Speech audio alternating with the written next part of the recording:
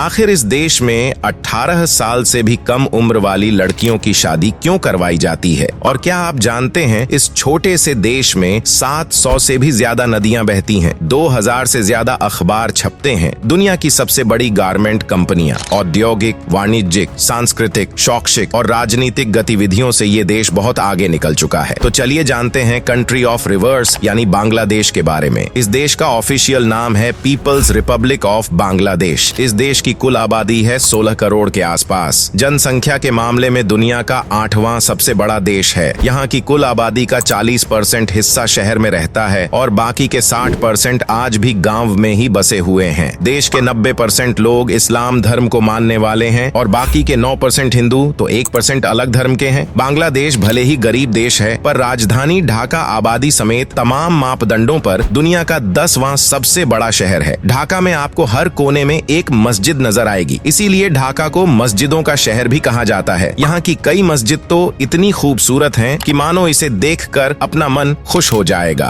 बांग्लादेश दुनिया का एकमात्र देश है जिसने अपनी भाषा बचाने के लिए कई सालों तक लड़ाई लड़ी थी। जैसे हमारे लिए सुबह की चाय से दिन की शुरुआत होती है, वैसे ही यहाँ बांग्लादेश में लोगों को अखबार पढ़ने से होती है। यहाँ के लोगों को अखबार पढ़ना बहुत पसंद है, तभी तो इस देश में 2000 से भी ज्यादा अखबार और मैगजीन छापी जाती हैं। यहाँ पर आपने जरूर बांग्लादेश के झंडे को देखा होगा। झंडे में आपको 2 कलर नजर आ रहे होंगे, लाल और हरा। हरे रंग का मतलब है खुशहाली और लाल रंग का मतलब है बलिदान, जो बलिदान इस देश की आजादी के लिए यहाँ के लोगों ने दी थी। बांग्लादेश को कंट्री ऑफ रिवर्स भी कहते हैं क्योंकि इस छोटे से देश में 700 से भी ज्यादा नदियां बहती हैं। एशिया के 3 सबसे बड़ी नदियां गंगा, मेघना और ब्रह्मपुत्र, ये तीनों ही बांग्लादेश से बहती हैं। हालांकि इन नदियों के फायदे भी हैं तो नुकसान भी पड़ा है। इन नदियों के कारण बांग्लादेश में हर साल भयानक बाढ़ आती है जो यहाँ की अर्थव्यवस्था को हिलाकर रख देती है। दोस्तों, बाढ़ से एक बात जो याद आई वो ये है कि बांग्लादेश में आपको बाढ़ के समय एक अनोखी चीज देखने को मिलती है और ये है बोट स्कूल। जैसा कि आपसे पहले भी कहा गया था कि बाढ़ की वजह से यहाँ का सब कुछ तबाह हो जाता है, लेकिन बच्चों का पढ़ाई में कोई नुकसान ना हो इसलिए देश में बोट स्कूल का कॉन्सेप्ट शुरू किया गया है और ये बहुत ही बड़ी सफलता भी है। एक बात जो आपको बांग्लादेश के बिल्कुल भी अच्छी नहीं लगेगी, यहाँ पर गंदगी बहुत ज्यादा देखने को मिलेगी। यहाँ पर आपको शायद सबसे ज्यादा इसी चीज से परेशानी हो सकती है। कई साल हो गए हैं लेकिन चीजें ये अब तक नहीं बदली। गंदगी के बाद एक और समस्या जो इस देश को परेशान कर रही है वो है यहाँ की ट्रैफिक। बांग्लादेश में आपको हर जगह पर भयानक ट्रैफिक का सामना करना पड़ेगा। आप जहाँ भी जाएंगे आपको चारों तरफ ट्रैफिक नजर आएगी। तभी कहा जाता है कि अगर आपको ढाका से फ्लाइट लेनी है तो कम से कम 4 घंटे पहले निकलना होगा। भारत और बांग्लादेश का सुंदरबन दुनिया का सबसे बड़ा सदाबहार वन है। सुंदरबन का 40% हिस्सा भारत में है तो 60% हिस्सा बांग्लादेश में। सुंदरबन को यूनेस्को वर्ल्ड हेरिटेज साइट्स में शामिल किया गया है जो सुंदरी के पेड़ों के नाम पर रखा गया है। सुंदरबन